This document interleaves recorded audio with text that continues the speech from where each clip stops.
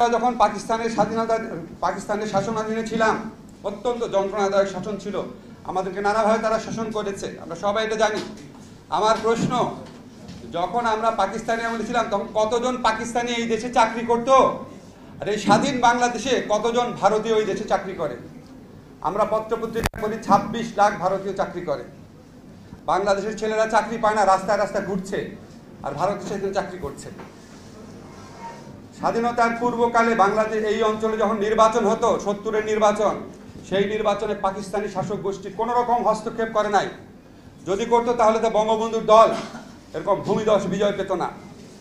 আর স্বাধীনতার পরে এই সরকারের আমলে অন্য দেশ থেকে আমাদের নির্বাচনে হস্তক্ষেপ করে বাংলাদেশের মানুষের ভোটাধিকার হরণ করা হয়।